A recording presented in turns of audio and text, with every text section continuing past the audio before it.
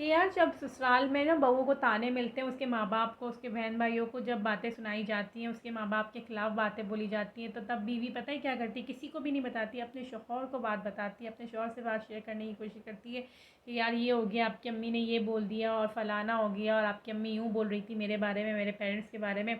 उस टाइम शौहर चिढ़ जाते हैं, उस टाइम शौहर कोई बातों में दिलचस्पी नहीं ले रहे होते, बोलते तुम्हारा तो रोज़ का हो गया, तुम लोगों का तो रोज़ का अब चक्कर हो गया, तुम लोगों के पास तो एक ही टॉपिक है, तुम यही डिस्कस करने बैठ जाती हो।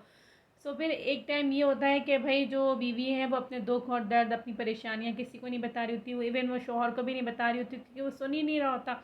और फिर शौहर समझता है कि शायद अब सब सही हो गया, अब मेरी अम्मी सही हो गई है, अब मेरी बीवी सही हो गई है, उनके बीच सेटलमेंट हो गई है, वो लोग एडजस्ट करने लगे। हालांकि ना वो एडजस्ट कर रही होती है, ना आपकी अम्मी सही हुई होती है, बल्कि वो जो बीवी होती है ना, वो समझदार हो चुकी होती है, वो अकेले रो लेती है, वो अकेले अपना दर्द सहने लग जाती है, सिर्फ और सिर्फ आपकी वजह से। क्योंकि आपका जो सख्त रवैया होता है ना, आप अपने माँ बाप के बारे में गलत नहीं सुनना चाह रहे होते। चाहे वो लड़की है ना, वो लड़की को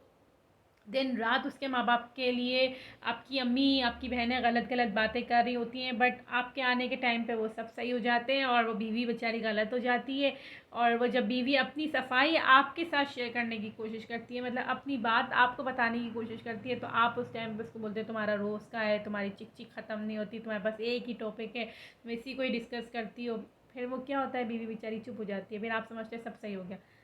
दर हकीकत वो सही नहीं होता। वो सब्र करना सीख जाती है, वो चुप रहना सीख जाती है, वो हालात को मैनेज करना सीख जाती है अकेले। हालांकि उसमें आपको उसमें उन मामलात में उसको आपका साथ चाहिए होता है, आपकी सपोर्ट चाहिए होती है, और आप उसे सपोर्ट नहीं कर रहे होते हैं, आप नहीं समझ रहे होते कि अगली आपको क्या समझाना चाह रही है। बड़ी तल्ख हकीकत है भाई हमारे माशरे की, क्या बोलूँ।